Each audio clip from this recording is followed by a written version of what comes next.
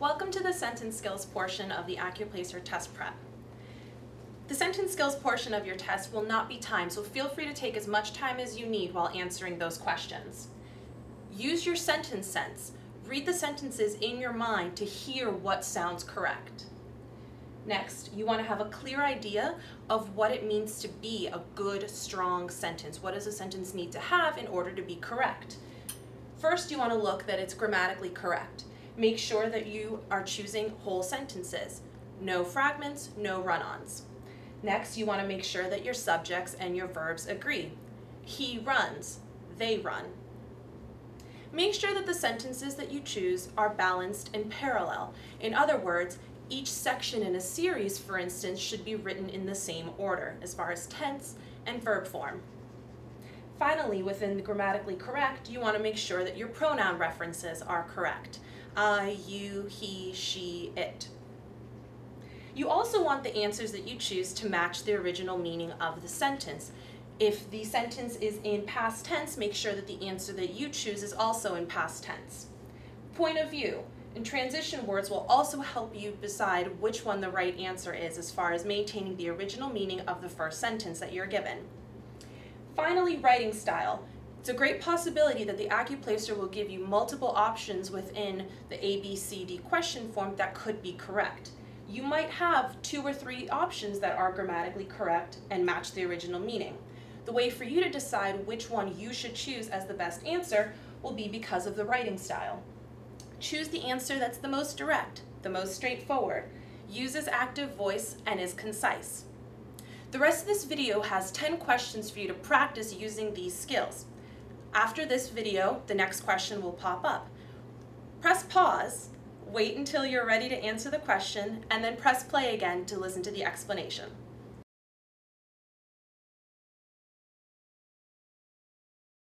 Your first priority in rewriting a sentence is to make sure it is grammatically correct. This sentence has a subject-verb agreement issue. The grammatical subject of the sentence is leaves, even though there are many words between the subject and the verb begins. The correct subject-verb phrase is, the leaves begin, not begins. Therefore, D is your correct answer. Answer B, the leaves began to turn, is also grammatically correct, but this choice is not the right answer because it changes the sentence's original tense from present to past, changing the original sentence's meaning.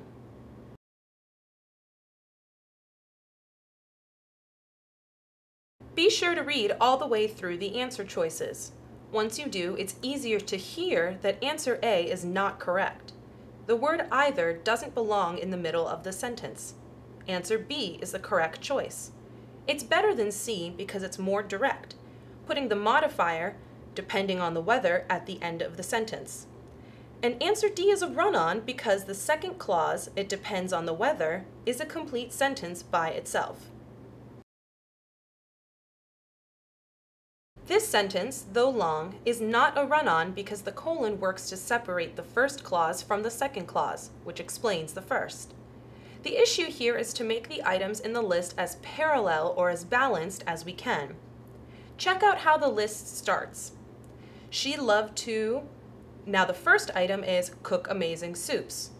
That sets up how we want the other 2 items to be, a verb, an adjective, and a noun. So, your job is to figure out which answer does that. It can't be A because baking is not in the same verb form as cook. In answer choice B, there is a strange extra word added. That's definitely not correct. Answer C gives you bake delicious cookies and crochet colorful scarves. Those 2 items follow the first item's pattern exactly. That choice is better than answer D, which only follows the pattern with the first item but not the second. Answer C is the form of the sentence that is most clearly parallel in structure, and therefore your best answer.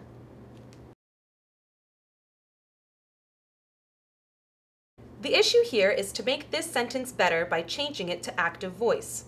When a sentence is written using the active voice, the subject is clearly doing the action rather than having it done to him, her, or it.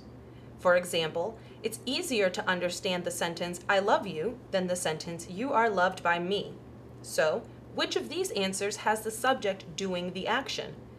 Not answer A, because there the cooking was done by my mother. But look at answer B. There, clearly the mother cooked the food. That's the best choice, and that is your correct answer.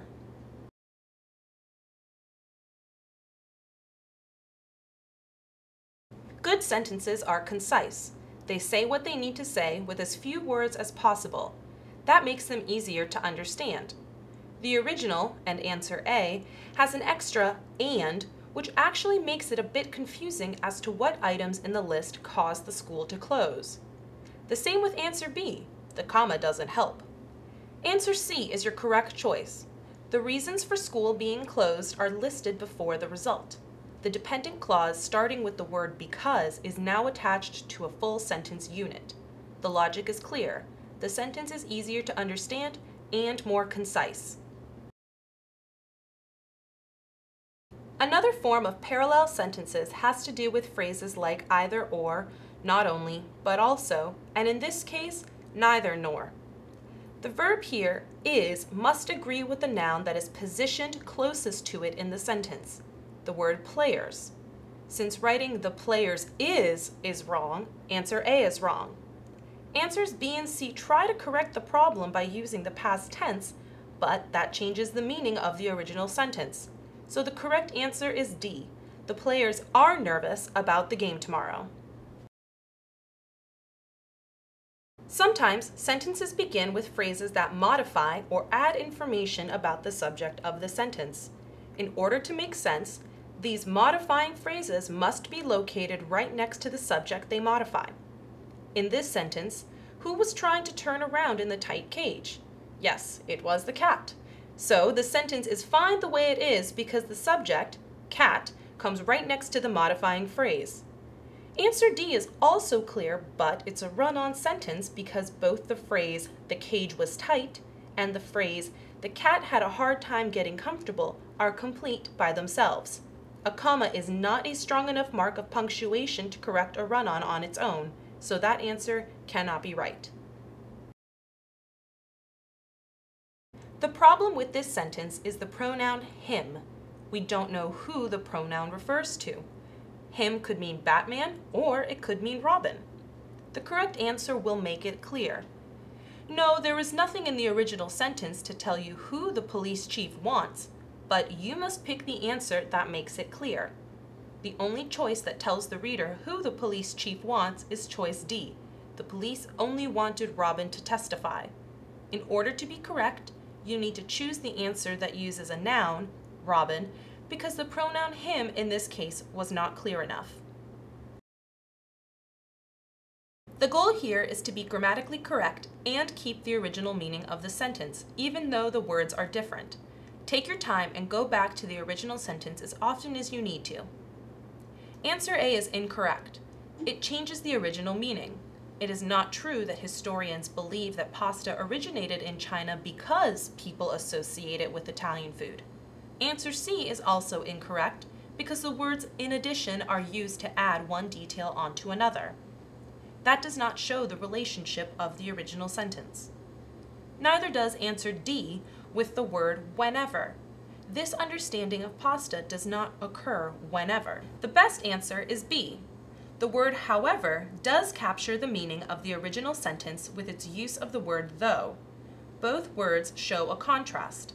This rewrite matches the original in meaning and is grammatically correct. The semicolon at the end of the rewritten phrase indicates that what will come after it will be a complete sentence. Answer B is a complete and independent clause. Again, go back to the original as often as you need to make sure that the answer has the same meaning. Answer A cannot be correct because the word when does not make sense. Answer B is also incorrect because it fails to show the relationship of what D's mother taught her to what D did. Both answers C and D do keep the original meaning. Now, choose the one that is the most concise and formal.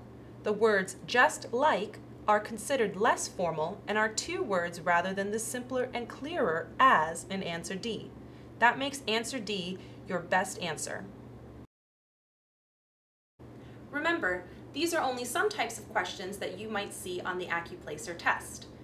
Keep this in mind just like you did when answering these 10 practice questions. And if you reach a question that you're not sure how to answer, use process of elimination. Remove the answer choices that you know for a fact cannot be the best answer. Use your time. You're not being timed on this test. Good luck.